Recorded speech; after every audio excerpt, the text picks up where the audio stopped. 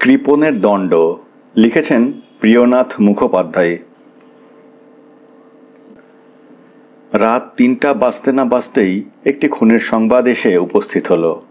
প্রথম সংবাদে কোন ব্যক্তি খুন করেছে, কাকে খুন করেছে বা কোন জায়গাতেই বা খুন হয়েছে তার কিছুমাত্রই জানতে পারলাম না। কেবলমাত্র যে থানার এলাকায় এই হত্যাকাণ্ড ঘটেছিল তাই জানতে পারলাম মাত্র।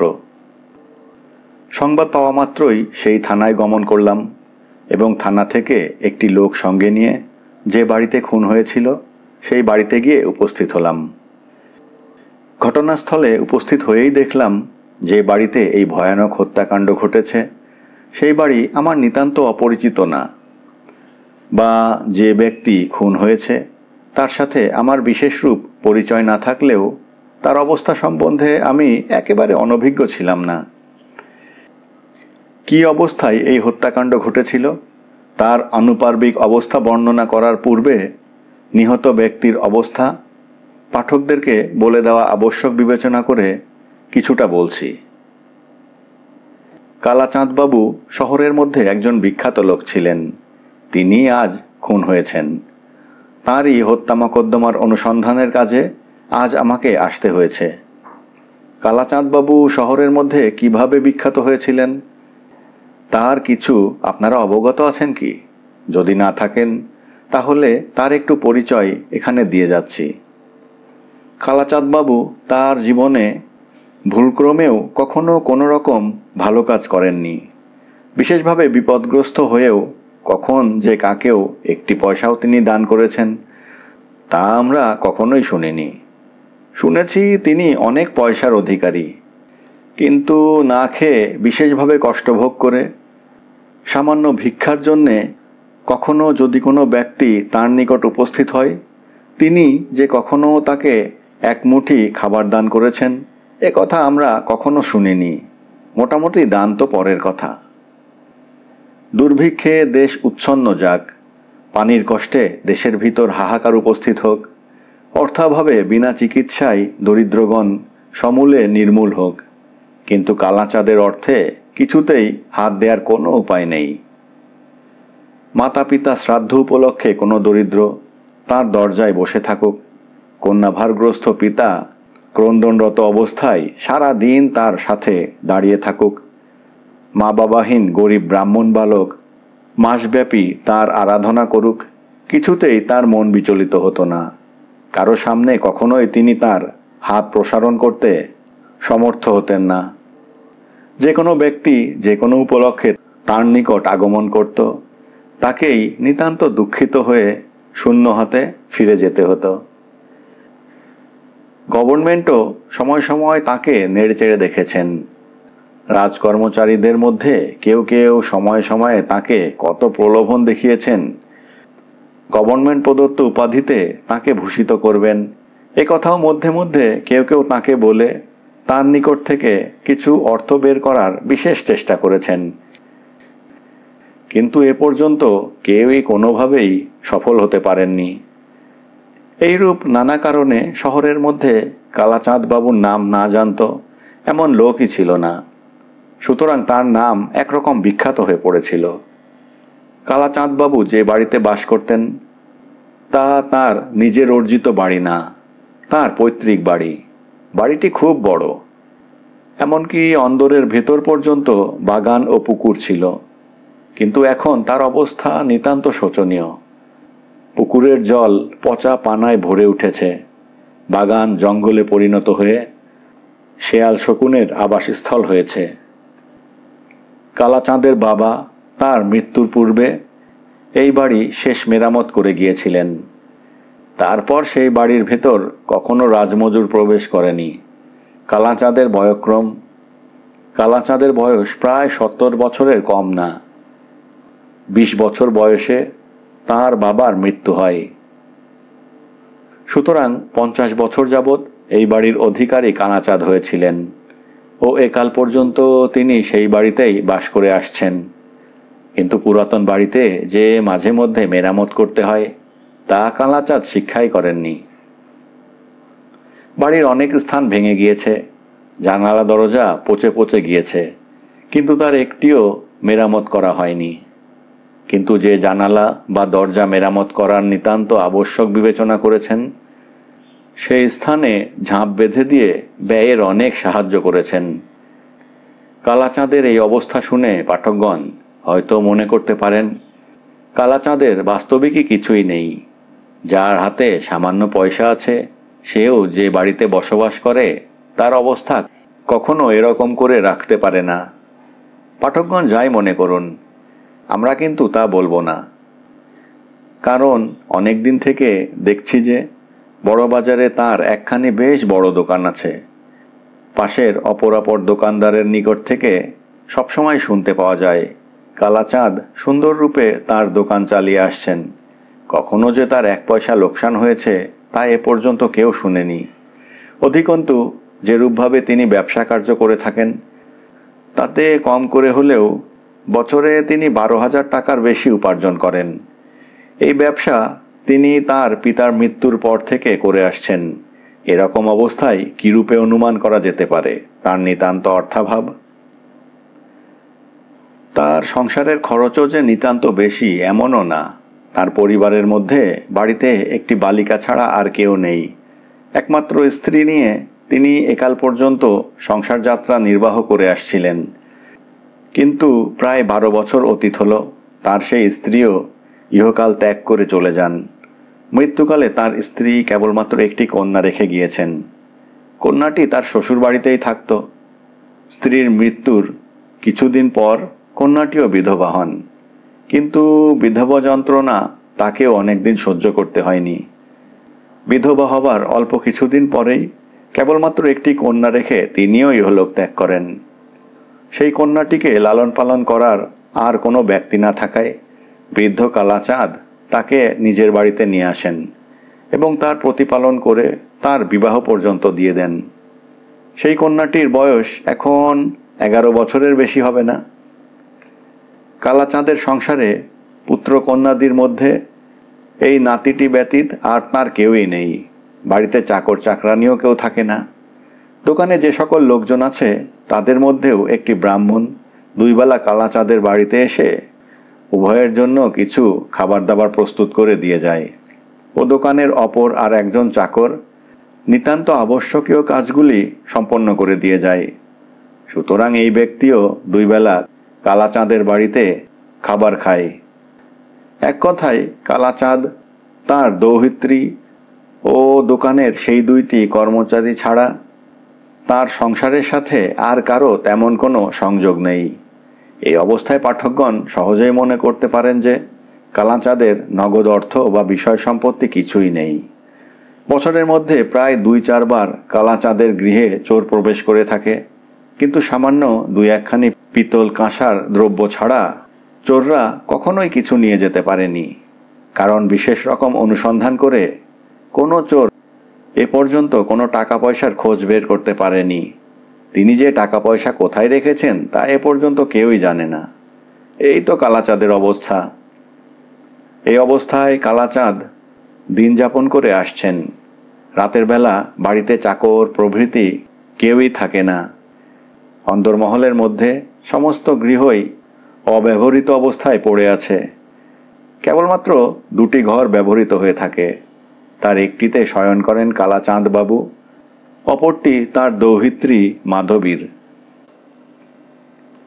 কালাচাঁদের বাড়িতে উপস্থিত হয়ে শুনতে পেলাম যে বৃদ্ধ কালাচাঁদই আজ স্বয়ং খুন হয়েছেন।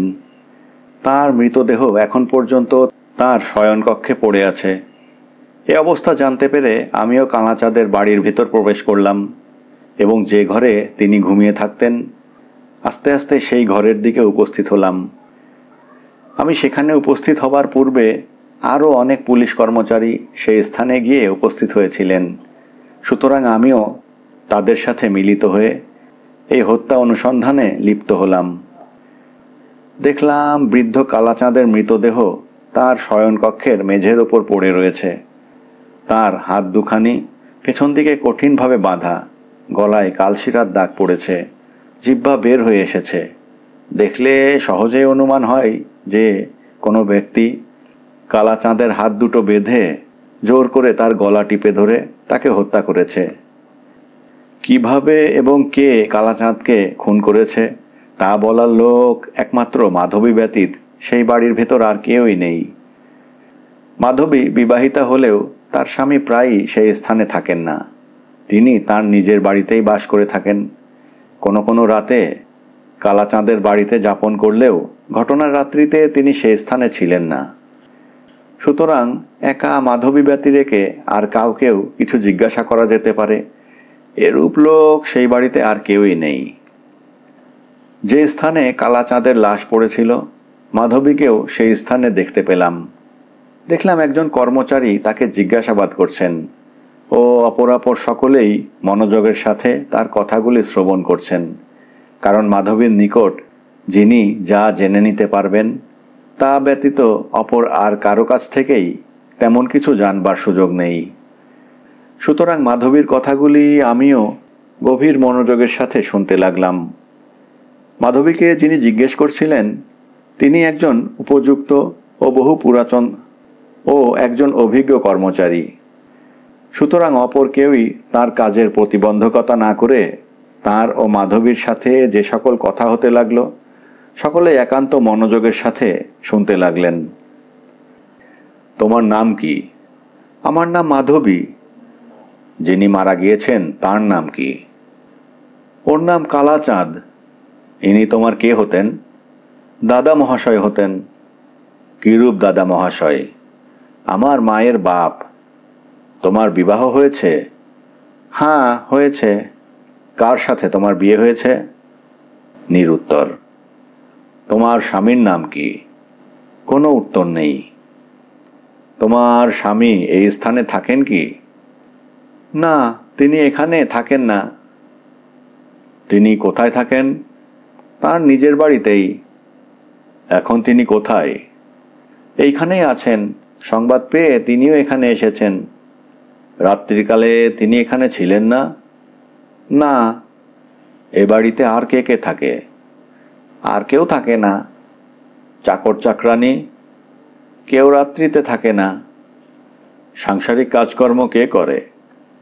দোকানের একজন চাকর সকল কাজ করে দিয়ে চলে যায়। রান্নাবান্না কে করে?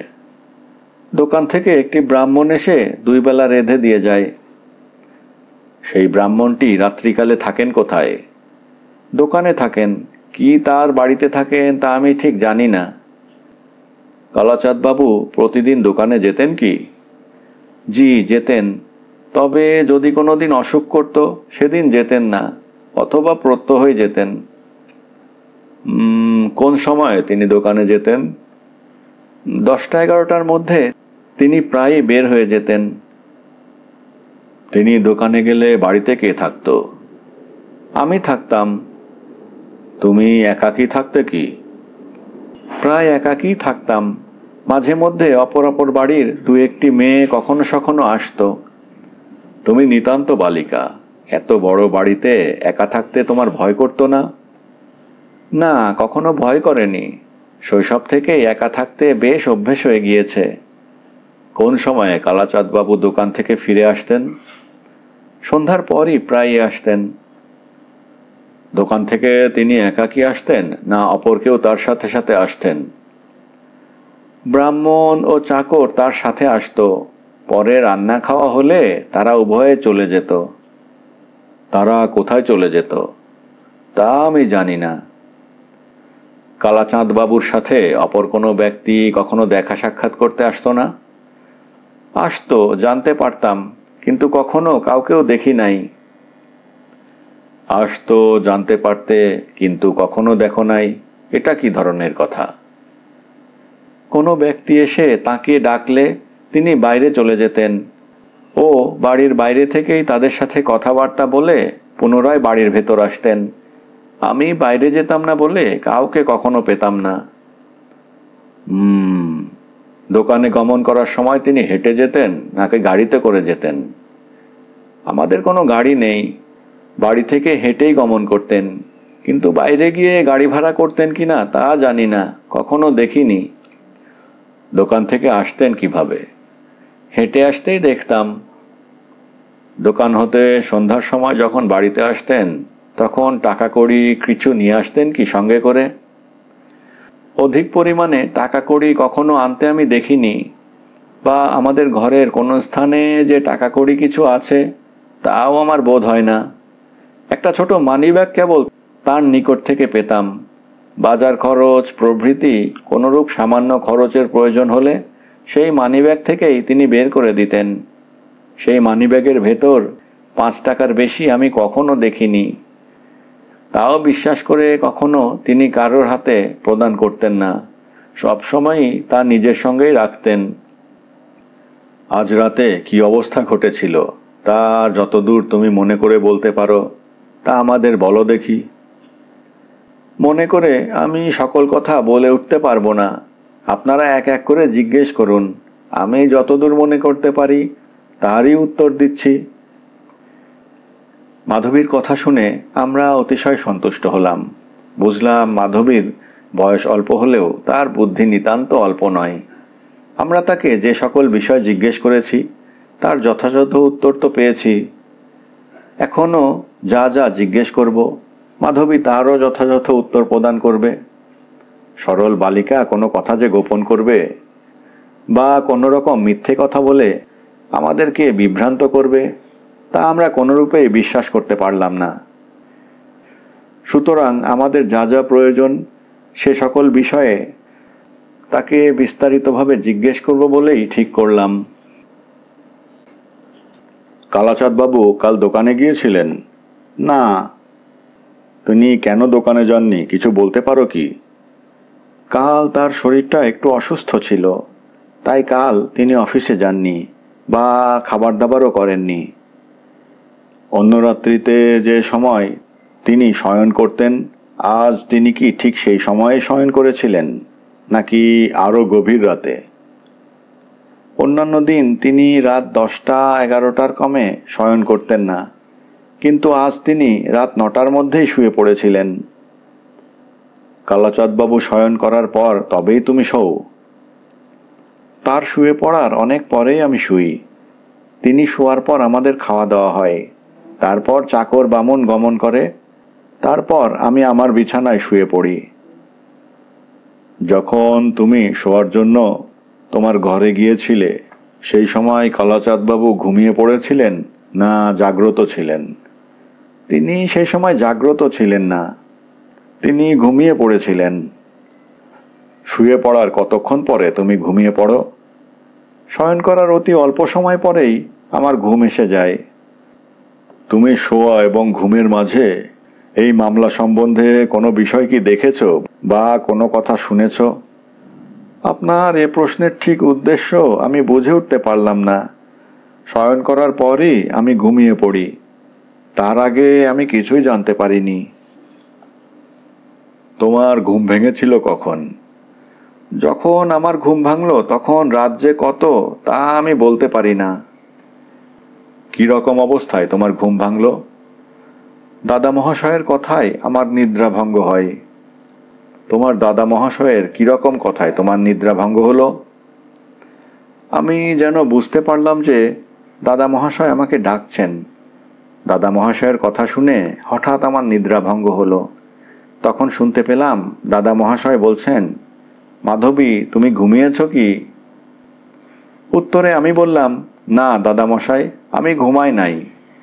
তখন দাদামশাই আমাকে ডাকলেন, বললেন, আমার মনটা কেমন করছে, তুমি আমার কাছে এসো। দাদা মহাশয়ের কথা শুনে আমি আমার শয্যা ত্যাগ করে তার ঘরে এসে তার বিছানার উপর বসলাম। সেই সময় দাদা মশাই আমার গায়ে হাত দিয়ে বললেন, মাধবী আমি বোধহয় আর অধিক দিন বাঁচব না। উত্তরে আমি বললাম, কেন দাদা মশাই, আপনি আজ এরকম কথা বলছেন কেন? দাদা বললেন, আজ আমার মনটা কেমন কেমন বোধ হচ্ছে, মনে হচ্ছে যেন আমাকে শীঘ্রই ইহজগৎ পরিত্যাগ করতে হবে। আর এক কথা মাধবী, আমি স্থির করেছি বৃদ্ধ বয়সে কারবারের মধ্যে আর কোনো রকমভাবে জড়িয়ে থাকব না। সমস্ত কারবার উঠিয়ে দিয়ে দেনাপত্র একেবারে পরিষ্কার করে ফেলব আর শহর ত্যাগ করে শহরতলিতে গিয়ে বাস করব। আমি বললাম, কারবার উঠিয়ে নেবেন ভালোই, কিন্তু দাদামশাই আমাদের পুরাতন বাসস্থান পরিত্যাগ করবেন কেন? দাদা বললেন, তুমি কি জানো না, আজ কয়েক বছর হলো আমি একটি বাগান কিনেছি। সেই বাগানে এতদিন পর্যন্ত এক ভাড়াটিয়া বসবাস করতেন। সেজন্যই আমরা সেই বাগানে গমন করিনি। যে ব্যক্তি সেখানে বসবাস করতেন, সম্প্রতি তিনি তা পরিত্যাগ করেছেন। এখন সেই বাগান খালিই আছে। যে কয়দিন বাঁচব, সেই কয়দিন সেই নির্জন বাগানে বাস করা ভালো নয় কি? আমি বললাম, ভালো মন্দ আমি কি বুঝব? আপনি যা ভালো বিবেচনা করবেন তাই করবেন। সে বাগানে কেবল আপনি যাবেন না আমাকেও গিয়ে থাকতে হবে? দাদা মহাশয় হেসে বললেন, কেন, তুমি কি তাকে ছেড়ে সেই স্থানে যেতে চাও নাকি? মাধবী এই স্থানে তাকে শব্দ ব্যবহার করে যে অর্থ করল, তা আমরা সকলেই বেশ বুঝতে পারলাম। বুঝলাম তাকে অর্থে শরৎকে, আরও বুঝলাম শরৎ মাধবীর স্বামী। দাদা মহাশয়ের এই ব্যঙ্গোক্তি শুনে আমি আর কোনো কথা কইলাম না, চুপ করে সেই স্থানেই বসে রইলাম। দাদা মহাশয় বুঝলেন তার কথায় আমি লজ্জিত হয়েছি। তখন তিনি পুনরায় বললেন, আমার বাগান শহর থেকে বহু দূরে না। যখন ইচ্ছে হবে তখনই সেই স্থানে গমন করতে পারবে, এবং ইচ্ছে যখন হবে তখনই সেই স্থান থেকে চলেও আসতে পারবে। দাদা মহাশয়ের কথা শুনে আমি বললাম, যে স্থানে আপনি ভালো বিবেচনা করেন সেই স্থানেই আমি যাব। অনেক দিন শহরে বাস করে আপনার শরীর ক্রমেই খারাপ হয়ে আসছে। কিছুদিন বাগানে বাস করলে আপনার শরীর বোধহয় ক্রমেই সুস্থ হয়ে উঠবে। আমার কথা শুনে দাদা মহাশয় সবিশেষ সন্তুষ্ট হলেন এবং শেষে বললেন, আমি এতদিন কারবার করে যে কিছুই সংস্থান করে রাখতে পারিনি তা না, আমি যা কিছু রেখে যাব তা তোমারই হবে। যদি বেশ বুঝে চলতে পারো তাহলে কখনোই কোনোরূপ কষ্ট পাবে না। আমার ধন সম্পদ অপহরণ করার ইচ্ছায় এই বাড়িতে যে কতবার চোর প্রবেশ করেছে তা আমি বলতে পারি না, কিন্তু এ পর্যন্ত তারা কেউ কিছুই চুরি করতে পারেনি বা কখনো পারবে তাও আমার বোধ হয় না। কারণ আমার ধন সম্পদ যে কোথায় আছে তা আমি ব্যতীত আর কেউই জানে না। যে পর্যন্ত আমি বলে না দিব সে পর্যন্ত কেউই স্থির করতে পারবে না যে আমার অর্থ কোথায় আছে। আমার বিষয় সম্পত্তি যা কিছু আছে তা আমি তোমাদেরই দান করেছি। আমার মৃত্যুর পর তোমরা সেসব সম্পদের অধিকারী হবে, কিন্তু যতদিন আমি জীবিত থাকব তার সাথে তোমাদের কোনোরূপ সংযোগ থাকবে না। মৃত্যুর কথা কিছুই বলা যায় না। সুতরাং হঠাৎ যদি আমার মৃত্যু হয় তাহলে আমার বিষয় সম্পত্তি বা অর্থ যে কোথায় আছে তা তোমরা কিছুই জানতে পারবে না। সুতরাং আমার কর্তব্য যে এই সময়ে সকল কথা তোমাদের বলে দিই। আমি যে উইল করেছি তাও আমি আমার ঘরে রাখিনি। এখানে তোমাকে বলে রাখি, সেই উইলখানি আমার বিশ্বস্ত বন্ধু বাবু বিপিন বিহারী বসুর নিকট আমি রেখে দিয়েছি। আমার মৃত্যুর পর তোমরা তার নিকট গমন করলে তিনি তোমাদের হাতে আমার লিখিত উইল প্রদান করবেন। সেই উইলখানি পাঠ করে দেখলেই তোমরা জানতে পারবে যে তোমাদের জন্যে আমি কি রকম বিষয় সম্পত্তি ভাগ করে রেখে গেলাম। কিন্তু নগদ অর্থ আমি যে কোথায় রেখে গেলাম তা উইল পড়েও বুঝে উঠতে পারবে না। তুমি উইলের সাথে এক টুকরো কাগজ পাবে, সেই কাগজখানি পড়ে তার অর্থ কিছুই বুঝে উঠতে পারবে না। আর একখানি কাগজ তোমাকে দিয়ে যাচ্ছি, একান্ত যত্নের সাথে তা তুমি রেখে দিবে। এর অর্থ বুঝতে পারছো না বলে কখনো তুমি তা পরিত্যাগ করো না। আমার মৃত্যুর পর উইলের সাথে যে কাগজের টুকরো প্রাপ্ত হবে সেই কাগজের সাথে আমার এই দেওয়া কাগজটি মিলিয়ে পড়ে দেখো, তাহলেই অনায়াসে বুঝতে পারবে আমার পরিত্যক্ত অর্থ তোমাদের জন্যে কোথায় রেখে যাচ্ছি। এই বলে দাদা মহাশয় তার ক্যাশ বাক্স খুলে এক টুকরো কাগজ বের করলেন ও আমার হাতে দিয়ে বললেন, এই কাগজটি সাবধানে রেখো, যেন কোনোরূপে হারিয়ে ফেলো না।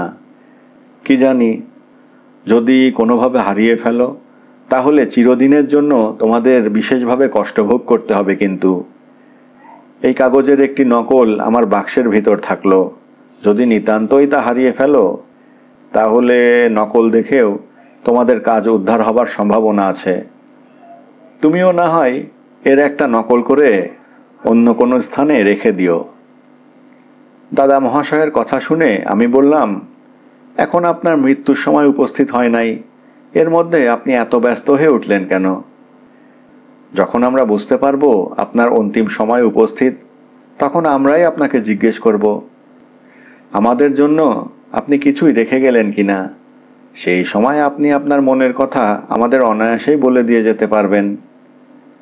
দাদা মশাইয়ের নিকট আমি বসে আছি এবং তার সাথে আগের কথাবার্তা বলছি। এমন সময় যমদূতের মতো হঠাৎ দুই ব্যক্তি আমাদের সামনে এসে উপস্থিত হলো। তাদের ভয়ঙ্কর আকৃতি দেখে আমার মনে খুব ভয় হলো। আমি কাঁপতে কাঁপতে একরকম হতবুদ্ধি হয়ে পড়লাম। সেই সময় তাদের মধ্যে একজন আমার দাদামশাইকে খুব জোরে করে ধরে খাট থেকে তাকে নিচে ফেলে দিল এবং তাকে প্রহার করতে করতে বলল, আজ সমস্তই জানতে পেরেছি, বল তোর অর্থ কোথায় লুকিয়ে রেখেছিস, নতুবা এখনই তোকে হত্যা করব। দাদা মহাশয়কে এরূপভাবে মারতে দেখে আমি আর স্থির থাকতে পারলাম না। উচ্চস্বরে চিৎকার করে উঠলাম। আমার চিৎকার শুনে তাদের মধ্যে একজন জোরপূর্বক আমার মুখে পা দিয়ে আঘাত করল। আমি সেই সবল পদাঘাত আর সহ্য করতে না পেরে সেইখানে পড়ে গেলাম ও অনন্যোপায় হয়ে চুপ করলাম। সেই সময় আমি একরকম অজ্ঞান হয়ে পড়েছিলাম। যখন আমার জ্ঞান ফিরল, তখন দেখি দাদামশাই মৃত অবস্থায় পড়ে রয়েছেন। ঘরের ভিতর অপর লোকজন আর কেউই নেই। সেই সময় আমি বাড়ি থেকে দ্রুত পদে বের হয়ে আসলাম। রাস্তায় এসে চিৎকার করলাম।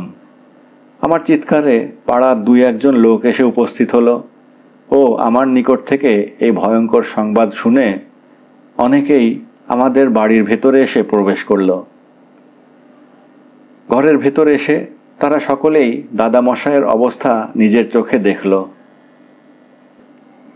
এই সময় কর্মচারীটি জিজ্ঞেস করল, যে সময় তুমি ও তোমার দাদা মহাশয় একত্র বসেছিলে, সেই সময় দুই ব্যক্তি হঠাৎ এসে তোমাদের সামনে উপস্থিত হলো, এ কথা তুমি আগে বলেছ, কিন্তু সেই দুই ব্যক্তি কোন দিক থেকে তোমাদের সামনে এসে উপস্থিত হলো তা কিছু বলতে পারো কি? না, তা আমি বলতে পারবো না।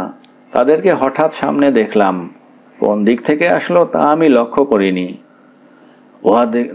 তাদের পোশাক পরিচ্ছদ কীরকম ছিল? মালকোঁচা মেরে কাপড় পরা ও মাথায় পাগড়ি, গায়ে আর কোনো কাপড় ছিল না। সেই লোক দুজন দেখতে কীরকম? আমার যেরকম ভয় হয়েছিল তাতে আমি তাদের দিকে ভালো করে তাকিয়ে দেখতে পারিনি। আমি যতদূর দেখেছি তাতে আমার বেশ মনে হয় যে তারা দুজনেই খুব কালো, যমদূতের মতো। তাদের হাতে কি লাঠি নাকি অন্য কোনো ধরনের অস্ত্র ছিল দেখে তোমার মনে হয়? আর কোনো দ্রব্য দেখেছি বলে আমার মনে হয় না। সেই দুই ব্যক্তিকে হঠাৎ ঘরের ভেতর দেখে তুমি কিছু বুঝতে পারলে যে তারা একেবারে বাইরে থেকে ঘরের ভেতর প্রবেশ করলো, অথবা পূর্ব থেকেই তারা ঘরের ভেতর কোনো স্থানে লুকিয়েছিল এবং হঠাৎ প্রকাশিত হলো? আমার বোধ হয় আগে থেকেই তারা গৃহের ভেতর লুকিয়েছিল। নতুবা তারা কেন বলল যে আজ আমরা তোর সকল কথা জানতে পেরেছি, বল টাকা কড়ি তুই কোথায় লুকিয়ে রেখেছিস? তারা যে কথা বলছিল তা বাংলায় বলছিল নাকি হিন্দুস্তানিতে বলছিল? তাদের কিছুটা বাংলা কথা আর কতক খোট্টাই কথা। তাদের যেরূপ কথা শুনেছ তাতে তুমি কোনরূপ অনুমান করতে পারো যে তারা বাঙালি কি হিন্দুস্তানি লোক? তা আমি ঠিক বলতে পারি না। তাদেরকে পুনরায় দেখলে তুমি চিনতে পারবে কি? চিনতে পারবো বলে আমার মনে হয় না, কারণ সেই সময় আমার এত ভয় হয়েছিল এবং তাদের পায়ের আঘাতে আমার এই রকম অবস্থা হলো যে আমি সাহস করে তাদের মুখের দিকে ভালো করে তাকিয়ে থাকতে পারিনি। তাদের মুখে কি দাড়ি ছিল? তা আমার মনে নেই, কিন্তু একজনের মুখে যেন দাড়ি আছে বলে বোধ হয়। তারা কি হিন্দু না মুসলমান তা কিছু অনুমান করতে পারো কি? না মশাই, আমি বলতে পারি না তারা হিন্দু কি মুসলমান। তোমাদের ঘর থেকে অন্য কোনো দ্রব্য তারা চুরি করে নিয়ে গিয়েছে বলে মনে হয়? তা আমি জানি না, কারণ তাদেরকে কিছু নিয়ে আমি যেতে দেখিনি, বা কখন যে তারা গমন করেছে তাও তো আমি জানি না। তোমার দাদা মহাশয় তোমাকে যে কাগজখানি দিয়েছিলেন তা আমাদের দাও দেখি, দেখি তাতে কি লেখা আছে। কাগজখানি দাদা মহাশয় আমাকে দিয়েছিলেন সত্য, কিন্তু সেটা যে কি হলো তা আমি বলতে পারি না। কেন? সেটা তো তোমার হাতেই ছিল। হ্যাঁ, সেটা আমার হাতে ছিল, কিন্তু সেই গোলযোগের সময় তা কোথায় পড়ে গেল, বা আমার হাত থেকে অন্য কেউ নিয়ে নিল কিনা তাও আমি ঠিক বুঝে উঠতে পারিনি। যেই সময় আমি অজ্ঞান হয়ে পড়েছিলাম সেই সময় দস্যুগণ হয়তো আমার হাত থেকে তা ছিনিয়ে নিয়ে থাকবে। যে বাক্সের ভিতর থেকে তোমার দাদা মহাশয় সেই কাগজখানি বের করে তোমার হাতে দিয়েছিলেন, সেই বাক্সটি একবার আনো দেখি, দেখি তার ভেতরে সেই কাগজের নকলখানি আছে নাকি সেটিও চুরি হয়ে গিয়েছে।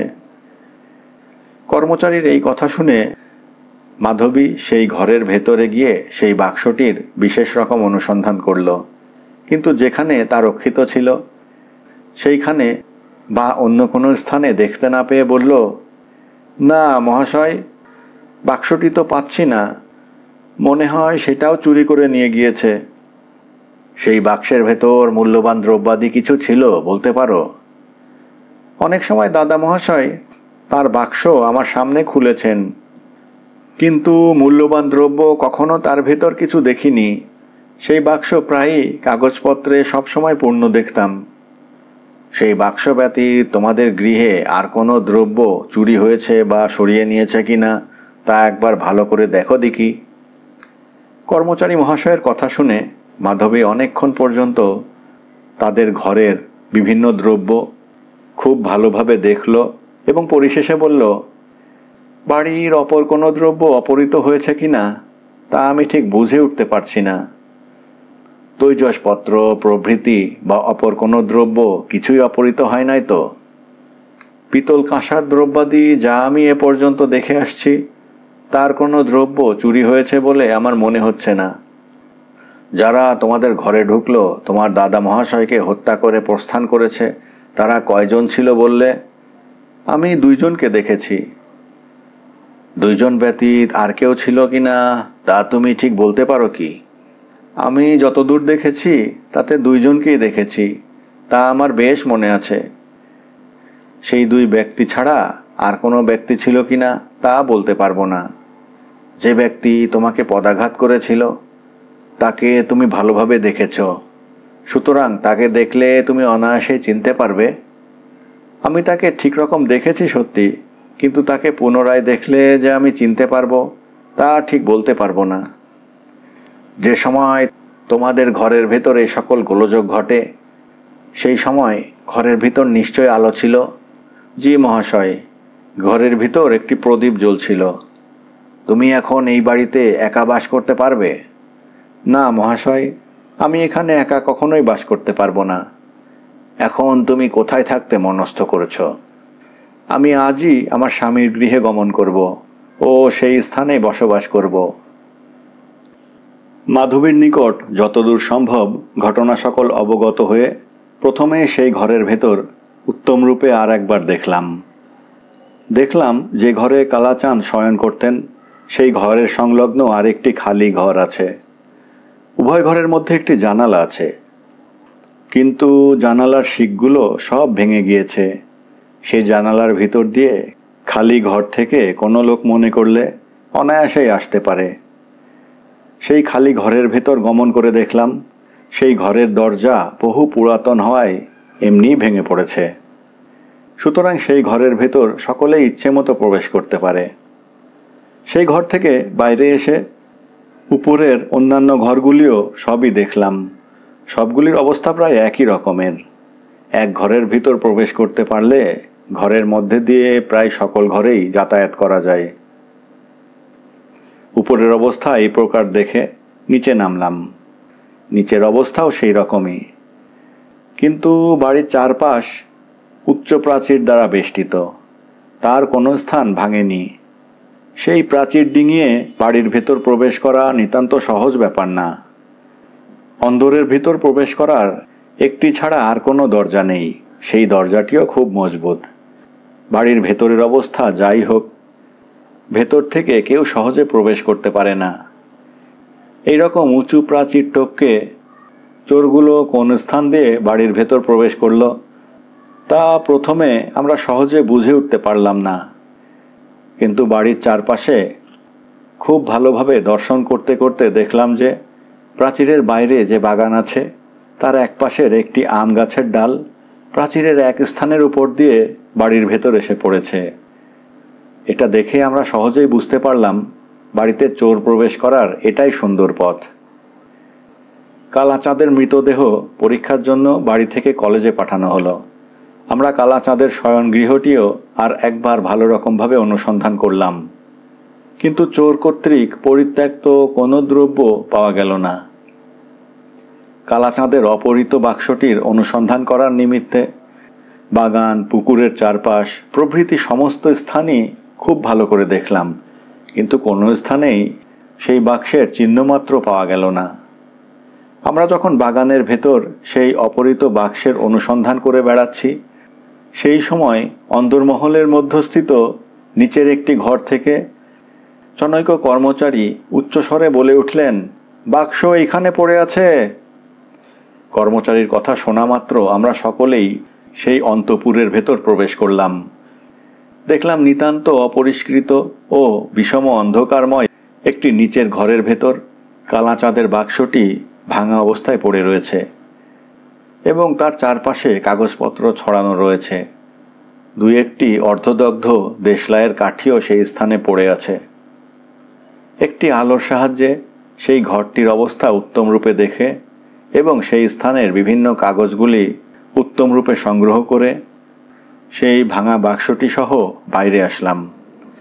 বাইরে এসে সেই কাগজপত্রগুলি এক একখানি করে সবগুলোই পড়ে দেখতে লাগলাম, কিন্তু এই মোকদ্দমার অনুসন্ধানে আমাদের কোনোরূপ সাহায্য হতে পারে এরকম কিছুই পেলাম না। সেই বাক্স কতগুলি চিঠিপত্র, কতগুলি দলিল দস্তাবেজ ও দোকানের কতগুলি হিসাবপত্রের দ্বারা পরিপূর্ণ। সেই বাক্সের ভেতর যে সকল কাগজপত্র পাওয়া গিয়েছিল তা সবগুলোই পড়ে দেখলাম, তার মর্মও বুঝতে পারলাম, কিন্তু একখানি কাগজে যা লেখা ছিল তার অর্থ আমি তো কিছুই বুঝে উঠতে পারলাম না। আমার সাথে আসা অন্যান্য সকল কর্মচারী যারা ছিলেন তাদের মধ্যেও কেউ এর অর্থ উদ্ধার করতে পারলেন না। সেই কাগজে যা লেখা ছিল তা এই রকম, তো যাহা কিছু আছি চোরের ভয়ে, নাই সমস্তই বাড়িতে আছে। মার যে পাকা বাড়ি মধ্যস্থলে একটি পোঁতা আছে, উহার ইত্তি রাখিয়া গেলাম। মা রুইলের সহিত বিপিন বিহারী থাকিল বাগান মধ্যস্থলের, তিন করিলে সেই সিন্দুক বিশেষ রূপ কষ্টে, সের সঞ্চিত অর্থ করিও না। কালাচাঁদ। বৃদ্ধ যে কাগজখানি মাধবীর হাতে প্রদান করেছিলেন এবং তার একখানি নকল করে তার বাক্সের ভিতর রেখেছিলেন, এই কাগজ দেখে বোধ হলো এই সেই কাগজের নকল হবে। তবে এই কাগজ দেখে আর কোনো অর্থই আমরা বের করতে পারলাম না। মাধবের মুখে যতখানি শ্রবণ করলাম ও চোখে যতটুকু দেখলাম তাতে আমাদের সকলের মনে স্পষ্টই প্রতীয়মান হলো চোরের দ্বারা এই ভয়ানক কার্য সম্পন্ন হয়েছে। বৃদ্ধ কালাচাঁদের যথেষ্ট টাকা পয়সা আছে, একথা সকলেই জানত, কিন্তু তিনি যে তার অর্থ কোথায় রেখেছেন তা কেউ জানত না। চুরি করার উদ্দেশ্যে চোরগণ এর আগে আরও কয়েকবার তাঁর বাড়িতে প্রবেশ করেছিল, কিন্তু মনের আশা পূরণ করে একবারও গমন করতে পারেনি। ঘরের ভিতর অনেক অনুসন্ধান করে লুকানো অর্থের কিছুমাত্র সন্ধান করে উঠতে পারেনি। আজও তারা চুরির অভিপ্রায়ে আবার বৃদ্ধের বাড়িতে প্রবেশ করেছিল, কিন্তু সেই সময় বৃদ্ধ জাগ্রত অবস্থায় থেকে নিজের বিষয় আশয় প্রভৃতির সমস্ত কথা মাধবীকে বলছিলেন। চোরগণ এই সুযোগ পেয়ে তাদের কথাগুলি সম্পূর্ণরূপে শ্রবণ করে এবং তখন তারা বিশেষভাবে অবগত হতে পারে যে বৃদ্ধের অনেক লুকানো সম্পদ আছে, কিন্তু সেই সকল সম্পত্তি যে কোথায় আছে তা সেই বৃদ্ধ যদি বলে না দেয় কোনোভাবেই সেটা বের করার উপায় নেই। এই ভেবে বৃদ্ধের নিকট থেকে সমস্ত জেনে নেবার উদ্দেশ্যে তারা ঘরের ভেতর এসেই একেবারে বৃদ্ধকে আক্রমণ করে বসে এবং মারতে থাকে। বৃদ্ধ তাদের অত্যাচার সহ্য করতে না পেরে টাকা পয়সা কোথায় লুকানো আছে তা বলে দিয়েছেন কি না তা বলা যায় না, কিন্তু তাদের হাত থেকে পরিত্রাণ পাননি। সেই স্থানেই মানবলীলা সম্বরণ করেন। দস্যুগণ তখন দেখল যে তারা এক করতে আর এক করে বসল, চুরি করতে গিয়ে নর হত্যা করে ফেলল। তখন অনন্যোপায় হয়ে তারা বাড়ি থেকে পালিয়ে গেল। যাবার সময় বৃদ্ধের হাত বাক্সটিও নিয়ে গেল, কিন্তু এর ভেতর কিছু না পেয়ে নিচের ঘরের ভেতর ফেলে দিয়ে পালিয়ে গেল। আমরা আরও ভাবলাম, দস্যুগণের হাতে বিষম যন্ত্রণা সহ্য করে বৃদ্ধ নিজের জীবন পর্যন্ত অর্পণ করেছে, তারপরও লুক্কায়িত ধনের কিছুমাত্র সন্ধান তাদেরকে প্রদান করেনি। কারণ দস্যুগণ যদি লুক্কায়িত ধনের সন্ধান অবগত হতে পারত, তাহলে যাবার সময় বৃদ্ধের হাত বাক্সটি নিয়ে যাবে কেন? মনে মনে এইরকম ভেবে বৃদ্ধের দোকানের কীরকম অবস্থা তা একবার সঠিকভাবে দেখার ইচ্ছা পোষণ করলাম। বৃদ্ধের এইরূপ অবস্থা ঘটেছে জানতে পেরে দোকানের 2-1 কর্মচারী সেই স্থানে আগেই উপস্থিত হয়েছিল। তাদেরকে সঙ্গে নিয়ে আমরা দোকানে গিয়ে উপস্থিত হলাম। দেখলাম মহাজনের নিকট বৃদ্ধের যে পরিমিত টাকা দেনা আছে, দোকানে তার চেয়ে বেশি টাকার মাল মজুদ রয়েছে। দোকানের লোহার সিন্দুক খুললাম, দেখলাম সেই দিন দোকানে যা কিছু বিক্রয় হয়েছিল কেবলমাত্র সেই টাকাটাই মজুদ আছে। সেই সিন্দুকের ভেতর একখানি ব্যাংকের বই পাওয়া গেল। সেই বই দেখে স্পষ্টই অনুমান হলো ও দোকানের কর্মচারীগণের নিকট থেকে জানতে পারলাম, দোকানে যে টাকা বিক্রয় হতো তা তিনি কখনো বাড়িতে নিয়ে যেতেন না। আগের দিনের বিক্রয়ের সমস্ত টাকা পরের দিন ব্যাংকে পাঠিয়ে দিতেন। কোনো মহাজনকে তিনি কখনো নগদ টাকা প্রদান করতেন না। যে ব্যাংকে তার গচ্ছিত টাকা থাকত সেই ব্যাংকের উপর চেক কাটিয়ে দিতেন। ব্যাংকের বই দেখে স্পষ্টই জানা গেল যে এখন ব্যাংকে তার প্রায় 7,000 টাকা জমা আছে। দোকান থেকে যে ব্রাহ্মণটি রান্না করে দিত ও যে ব্যক্তি অন্যান্য কাজ কারবার করে দিত কালাচাঁদের বাড়িতে সেই দিন সন্ধ্যার সময় গমন করেছিল, তাদের সম্বন্ধে একটু বিশেষ সতর্কতার সাথে অনুসন্ধান করা হলো, কিন্তু তাদের বিপক্ষে কোনো কথাই পাওয়া গেল না। দোকানের অপরাপর কর্মচারীগণের চরিত্র সম্বন্ধে বিশেষরূপ অনুসন্ধান করা হলো, কিন্তু তাদের উপরে সন্দেহসূচক কোনো বিষয়ের কোনো প্রমাণ পেলাম না। পুনরায় আমরা কালাচাঁদের বাড়িতে আগমন করলাম। মাধবীকে ডেকে তাকে পুনরায় জিজ্ঞাসা করলাম, তোমাদের দোকানের যে সকল লোক কাজ করে তাদের সকলকেই তুমি চেনো কি? মাধবী বলল, সকলকেই চিনি, আবশ্যক হইলে তারা সকলেই আমাদের বাড়িতে আসে। আমি বললাম, রাত্রিকালে যে 2 ব্যক্তি তোমাদের গৃহে প্রবেশ করেছিল তাদের শরীরের গঠনের সাথে তোমার দোকানের কোনো ব্যক্তির কোনোরূপ সাদৃশ্য আছে বলে মনে হয়? আমি বেশ বলতে পারি, তাদের কোনো ব্যক্তি আমাদের দোকানের লোক নহে। দোকানের কোনো লোক হলে আমি নিশ্চয়ই চিনতে পারতাম, তাদেরকে আমি আগে কখনো দেখিনি। মাধবীর এই কথা শুনে দোকানের লোকজন সম্বন্ধে আর কোনো কথা জিজ্ঞাসা করবার প্রয়োজন রইল না। কালাচাঁদ বাবুর বন্ধু বিপিন বিহারী বসু, এ কথা পাঠকগণ আগেই অবগত হয়েছেন। আরও জানতে পেরেছেন যে কালাচাঁদ বাবুর লিখিত উইল সেই বিপিনবাবুর নিকটেই গচ্ছিত রয়েছে। এই রকম অবস্থায় বিপিনবাবুর সাথে একবার দেখা করা নিতান্ত আবশ্যক মনে করে যে ব্যক্তি বিপিনবাবুর বাড়ি চিনত তাকে সঙ্গে নিয়ে বিপিনবাবুর বাড়িতে গিয়ে উপস্থিত হলাম। বিপিনবাবু বাড়িতেই ছিলেন। সংবাদ পাওয়া মাত্রই তিনি বাইরের ঘরে এসে আমাদের সাথে দেখা করলেন। বিপিনবাবুর সাথে আমাদের সাক্ষাৎ হবার পূর্বে কালাচাঁদ বাবু যে খুন হয়েছেন এ কথা তাঁর কর্ণগোচর হয়নি। আমাদের মুখে কালাচাঁদ বাবুর মৃত্যু সংবাদ প্রাপ্ত হয়ে তিনি বিশেষ রূপে দুঃখিত হলেন এবং নানারূপ শোক প্রকাশ করতে লাগলেন। এই রকমভাবে কিছু সময় অতিবাহিত হলো।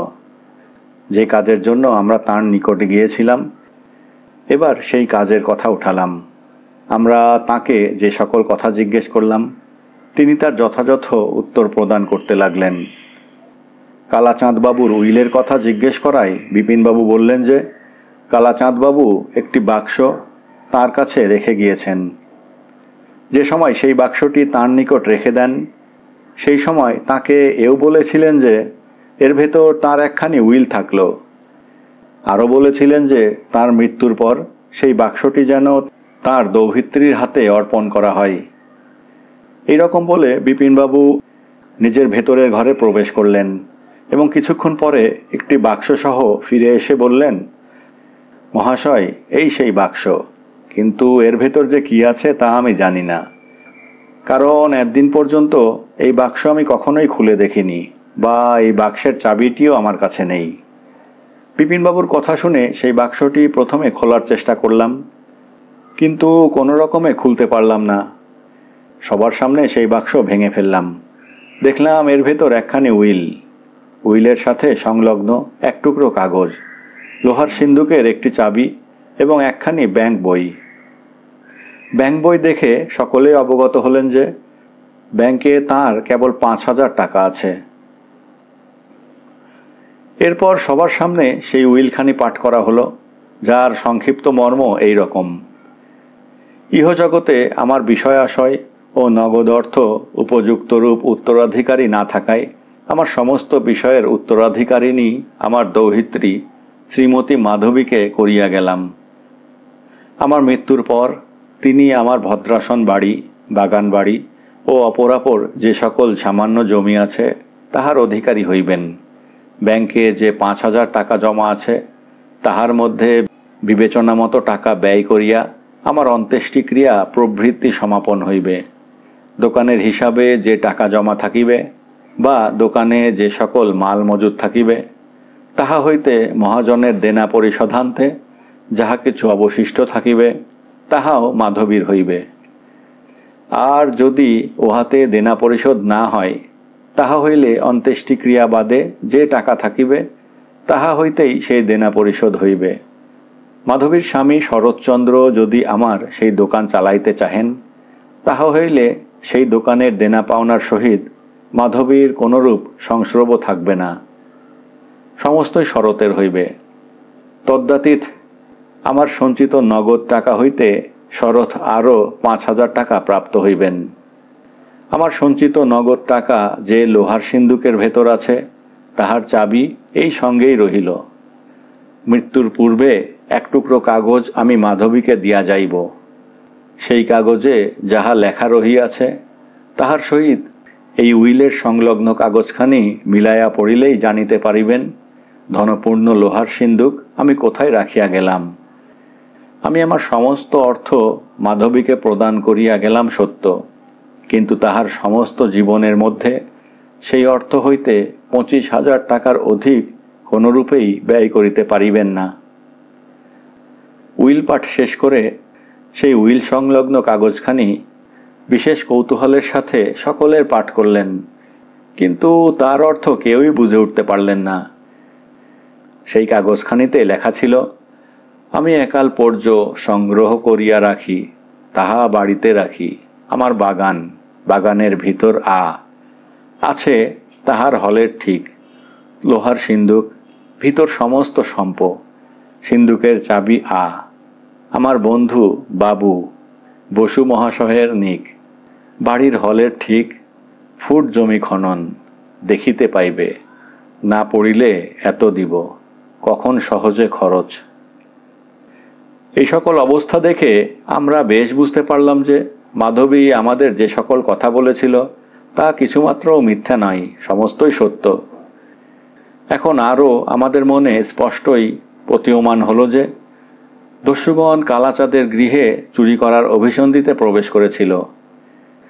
সেই সময় তার নিকট গুপ্ত টাকা পয়সার খবর জানতে পেরে কোথায় সেই অর্থ লুকানো আছে জানার প্রত্যাশায় কালাচাঁদকে নিয়ে বিশেষ রকম পীড়াপিড়ি করছিল, কিন্তু বৃদ্ধ সেই যন্ত্রণা সহ্য করতে না পেরে গুপ্ত বিষয় ব্যক্ত না করেই হঠাৎ মৃত্যুমুখে পতিত হয়েছেন। এখন আমাদের প্রধান কাজ কোন দস্যুগণ দ্বারা এই ভয়ানক কাজ সম্পন্ন হয়েছে তা স্থির করা, সেই দস্যুগণকে ধরে যাতে তারা উপযুক্ত দণ্ডে দণ্ডিত হয় তার চেষ্টা করা। মনে মনে এইরকম ভেবে আমরা সকলেই সেই স্থান ত্যাগ করলাম। বলা বাহুল্য, উইল প্রভৃতি যা বিপিনবাবুর নিকটে ছিল তা সমস্তই আমরা সঙ্গে করে আনলাম। আমাদের বিশেষ রকম প্রয়োজন না থাকলেও বৃদ্ধ কি পরিমাণ টাকা পয়সা জমা রেখে গিয়েছেন এবং তা কোন স্থানেই বা লুকানো আছে তা জানার জন্যে কর্মচারী মাত্রেরই বিশেষ রকম কৌতূহল জন্মালো। আমরা সকলে কালাচাঁদ বাবুর বাড়িতে এসেই তার বাক্সের ভেতরে পাওয়া সেই কাগজের সাথে উইলের সংলগ্ন কাগজখানি একসঙ্গে মিলিত করে পাঠ করলাম। দুই অর্ধ অংশ একত্র করে পাঠ করলে দেখা গেল এতে এইরূপ লিখিত আছে: আমি একাল পর্য অন্ত যাহা কিছু সংগ্রহ করিয়া রাখি, আছি চোরের ভয়ে, তাহা বাড়িতে রাখি নাই সমস্ত। আমার বাগান বাড়িতে আছে, বাগানের ভিতর আমার যে পাকা বাড়ি আছে তাহার হলের ঠিক মধ্যস্থলে একটি লোহার সিন্দুক পোতা আছে, উহার ভিতর সমস্ত সম্পত্তি রাখিয়া গেলাম। সিন্দুকের চাবি আমার উইলের সঙ্গে আমার বন্ধু বাবু বিপিন বিহারী বসু মহাশয়ের নিকট থাকল। বাগান বাড়ির হলের ঠিক মধ্যস্থলের 3 ফুট জমি খনন করিলে সেই সিন্দুক দেখিতে পাইবে। বিশেষরূপ কষ্টে না পড়িলে এত দিবসের সঞ্চিত অর্থ কখনো সহজে খরচ করিও না। কালাচাঁদ। কালাচাঁদের লিখিত উইলের সমস্ত অবস্থা এখন মাধবী ও শরৎ উত্তমরূপে অবগত হলেন। বাগানের ভেতর যে বাড়ি আছে তার হলের মধ্যে কথিত লোহার সিন্দুক বাস্তবিকই পোঁতা আছে কিনা তা জানার জন্য সকলেই বিশেষ রকম কৌতূহলাক্রান্ত হয়ে পড়ল। পরিশেষে ঊর্ধ্বতন কর্মচারী বর্গের অনুমতিক্রমে আমরা সবাই বাগান বাড়িতে গমন করলাম ও হলের ঠিক মধ্যস্থলে 3 ফুট পরিমিত জমি খনন করলে একটি লোহার সিন্দুক বাইরে বের হয়ে পড়ল। উইলের সাথে প্রাপ্ত চাবির দ্বারা সেই সিন্দুক খোলা হলে দেখা গেল বেশ কিছু সোনা ও রূপার মুদ্রা দ্বারা তা পরিপূর্ণ। সকলেই অনুমান করে স্থির করলেন সেই পূর্ণ সিন্দুকের মূল্য 2 লক্ষ টাকার কম হবে না। এখন অনেকেই জানতে পারল যে মাধবী কি পরিমাণ অর্থের অধিকারিণী হলেন। সুতরাং চোরের মাধ্যমে তার যে বিপদে পড়ার আশঙ্কা রয়ে যাচ্ছে সে ব্যাপারে সবাই একমত হলাম। কর্তৃপক্ষ এ ব্যাপার দেখে সেই সকল অর্থ যে স্থানে ছিল সেই স্থানে আর থাকতে না দিয়ে তা ব্যাংকে পাঠিয়ে মাধবীর নামে জমা করিয়ে দিলেন। এই ঘটনার প্রায় 1 মাসকাল পর্যন্ত আমরা অনেক কর্মচারী এই মোকদ্দমার অনুসন্ধানে লিপ্ত থাকলাম। যে সকল চোরের দ্বারা এই রকম কাজ সম্পন্ন হতে পারে তাদের মধ্যে বিশেষরূপ অনুসন্ধান করলাম এবং অন্যান্য চোর বদমাইশের অনেক ভেতরের খবর সংগ্রহ করতে লাগলাম। কিন্তু কোন ব্যক্তি দ্বারা এই কাজ সম্পন্ন হয়েছে তার কোনরূপ সন্ধান পেলাম না। 1 মাসকাল বিশেষরূপ অনুসন্ধানের পর কর্মচারীগণের মধ্যে সকলেই এক এক করে এই অনুসন্ধান ত্যাগ করলেন। বলা বাহুল্য, আমিও পরিত্যাগ করে অন্য কাজে মন দিলাম। যে কাজের জন্য ক্রমাগত 1 মাসকাল অনবরত পরিশ্রম করেছি এবং কোনো রকম সংবাদ পাবার প্রত্যাশায় মাঝে মধ্যে নিজের অনেক অর্থও ব্যয় করেছি, নিষ্ফল হয়ে সেই কাজ ত্যাগ করতে মনে মনে খুব কষ্ট হলো সত্য, কিন্তু যখন কোনো রকম সূত্র বের করতেই পারলাম না তখন বাধ্য হয়েই কাজের সেই অনুসন্ধান আমাকে ত্যাগ করতে হলো। কালাচাঁদের মৃত্যু সম্পর্কে সমস্ত গোলযোগ মিটে গেলে মাধবী ও শরৎ উভয়েই কালাচাঁদের পুরাতন ভদ্রাসন বাড়ি ত্যাগ করে পূর্বকথিত বাগানে গিয়ে বাস করতে লাগলেন।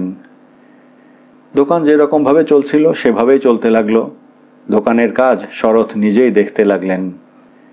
কালাচাঁদ যেরকম নিতান্ত দরিদ্রভাবে বাস করতেন, শরৎ বা মাধবী কিন্তু সেরকমভাবে বাস করতে পারলেন না।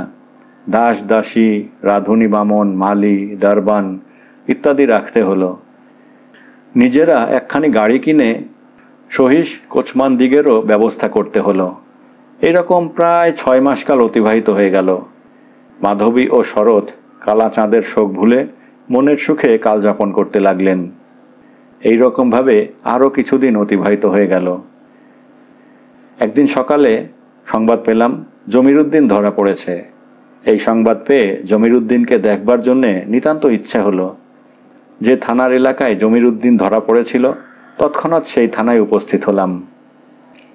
পাঠকগণ এই স্থানে সহজেই জিজ্ঞেস করতে পারেন যে জমিরুদ্দিনকে দেখার জন্য আমার এত আগ্রহ কিসে জন্মালো। এই প্রশ্নের উত্তরে আমি ঠিক এতটুকুই বলবো যে কলিকাতার ভিতর জমিরুদ্দিন একজন বিশেষ প্রসিদ্ধ চোর। রাত্রিকালে বাড়ির শীত কেটে চুরি করতে তার মতো ব্যক্তি খুব অল্পই আছে। 4-5 বার সে জেলেও বাস করে এসেছে। সবশেষে একটি শীত চুরি মোকদ্দমায় তার 10 বছরের সাজা হয়। কিন্তু জেলের ভেতর 1 বৎসরকাল বাস করতে না করতেই কোনো রকম সুযোগ পেয়ে সে জেল থেকে পালিয়ে যায়। সেই পর্যন্ত জমিরুদ্দিনের আর কোনো ঠিকানা ছিল না। পুলিশ কর্মচারীগণ তাকে ধরার জন্য অনেক অনুসন্ধান করেছেন, কিন্তু তার কোনো খবর পাননি। আমি তার অনুসন্ধান করার জন্য বিশেষ রকমভাবে চেষ্টা করছিলাম, কিন্তু কোনোভাবেই সফল হতে পারিনি। তাকে ধরার জন্য গভর্নমেন্ট 200 টাকা পুরস্কার হিসেবে দিতে প্রস্তুত ছিলেন। তথাপি অদ্যাবধি জমিরুদ্দিনকে ধরা যায়নি। জমিরুদ্দিনের জেল থেকে পলায়নের পর কয়েকটি বড় বড় শীত চুরি হয়ে গিয়েছে এবং কোনো কোনো চুরিতে জমিরুদ্দিনের উপর সন্দেহ হয়েছে। তবুও অনুসন্ধান করে তাকে পাওয়া যায়নি। আজ সেই জমিরুদ্দিন ধরা পড়েছে শুনে তাকে না দেখে থাকতে পারলাম না। থানায় গিয়ে জানতে পারলাম যে বাগানে আমাদের পূর্ব পরিচিত মাধবী ও শরৎ বাস করছেন। রাতের বেলা জমিরুদ্দিন সেই বাগানের ভিতরেই ধরা পড়েছে। সুতরাং কিভাবে জমিরুদ্দিন ধরা পড়ল তা জানার নিমিত্তে আমার আরও কৌতূহল জন্মালো। দ্রুত পদে আমি সেই বাগানে গিয়ে উপস্থিত হলাম। 6 মাস আগে মাধবী একবার আমাদের সম্মুখে বের হয়েছে। যখন যে কথা তাকে জিজ্ঞেস করেছি তখন সে তারই উত্তর দিয়েছে। সুতরাং আজও আমাদের দেখে সে কিছুমাত্র কুণ্ঠিতা হলো না। আমাকে দেখা মাত্র মাধবী ও শরৎ আমার সামনে এসে উপস্থিত হলো। জমিরুদ্দিন কিভাবে ধরা পড়েছে তা তাদেরকে জিজ্ঞেস করে জানতে পারলাম। রাত আন্দাজ 1টার সময় কোনো কারণে মাধবী দরজা খুলে বাইরের বারান্দায় আসে। সেই সময় বাড়ির নিকটে বাগানের মধ্যে একটি মানুষের মূর্তি তার দৃষ্টিগোচর হয়। এই ব্যাপার দেখে মাধবী অতিশয় ভীত হয়ে পড়ে এবং দৌড়ে গিয়ে নিজের স্বামীর কাছে গিয়ে তার নিদ্রা ভঙ্গ করে। শরৎ মাধবীর নিকট সমস্ত ব্যাপার শুনে উভয়েই আবার বারান্দায় আসে, কিন্তু সেবার আর কিছু দেখতে পায় না। মাধবী ঘুমের ঘোরে কি দেখেছে পরিশেষে তাই স্থির করে দুজনেই গিয়ে আবার শুয়ে পড়ে। শরৎ ও মাধবীর কথায় সেই সময় দারবানের নিদ্রাভঙ্গ হয়। কিন্তু কি কারণে মাধবী ও শরৎ অসময়ে ঘুম থেকে উঠে পড়লেন তার কিছুমাত্র জানতে না পেরে দারবান আপন 4 পায়ের উপর চুপ করে বসে থাকে। যেখানে দারবান বসেছিল সেই স্থান হতে বাগানের সমস্ত অবস্থা বেশ দৃষ্টিগোচর হয়, কিন্তু বাগানের ভিতর থেকে কোনো ব্যক্তি তাকে দেখতে পায় না। এই রকম কিছুক্ষণ 4 পায়ের উপর বসে থাকার পর একটু সামান্য শব্দে বাড়ির দিকে তার চোখ আকৃষ্ট হয়। সেই সময় দারবান দেখতে পায় ঘরের পেছনে বসে এক লোক ঘরের দেওয়ালে শীত কাটছে। এই ব্যাপার দেখে দারবান বিশেষ সতর্কতার সাথে অন্যান্য চাকরদেরকে উঠায় ও কৌশল করে সকলে মিলে চোরকে ধরে ফেলে। সেই সময় চোর কি অবস্থায় পতিত হয়েছে জানতে পেরে পালানোর চেষ্টা করে, কিন্তু দারবানের সবল লগুড়াঘাতে সে পালাতে পারে না। সুতরাং অনায়াসেই সকলে তাকে ধরে ফেলে। মাধবী ও শরৎ পরিশেষে এই ব্যাপার জানতে পেরে বাঁধা অবস্থায় চোরকে থানায় পাঠিয়ে দেন। জমিরুদ্দিনকে থানার কোনো কোনো ব্যক্তি চিনত, সুতরাং তাকে দেখা মাত্রই সেই চোরকে জমিরুদ্দিন বলে চিনে ফেলে। জমিরুদ্দিন যে জেল থেকে পলাতক জমিরুদ্দিন তা কোনোরূপেই স্বীকার করল না। তার বাসস্থান কোথায় তাও কোনো প্রকার তার নিকট থেকে জানতে পারা গেল না। তার পরে থাকা পোশাকের ভেতর এক টুকরো কাগজ ব্যতীত আর কিছুই পাওয়া যায়নি। সেই কাগজখানি পড়ে দেখে জানতে পারলাম যে কালাচাঁদ যে রাত্রিতে হত হন সেই রাত্রিতে যে কাগজখানি তিনি মাধবীর হাতে প্রদান করেছিলেন এটা সেই কাগজ। এই কাগজখানি জমিরুদ্দিনের নিকট প্রাপ্ত হওয়ায় বেশ বুঝতে পারা গেল কালাচাঁদের হত্যা এই জমিরুদ্দিন কর্তৃকই হয়েছে। কিন্তু এই সামান্য প্রমাণের উপর নির্ভর করে হত্যাপরাধে জমিরুদ্দিনের বিচার হলো না। জেল থেকে পলায়ন, শীত কেটে চুরি করার উদ্যোগ প্রভৃতি অপরাধে তার আবার 10 বছরের জেল হলো। এখনও জমিরুদ্দিন জেলেই আছে। জমিরুদ্দিনকে ধরবার উদ্দেশ্যে যে পুরস্কার প্রদানে গভর্নমেন্ট স্বীকৃত হয়েছিলেন তা দরবান প্রভৃতি চাকরগণকে বন্টন করে দেওয়া হলো।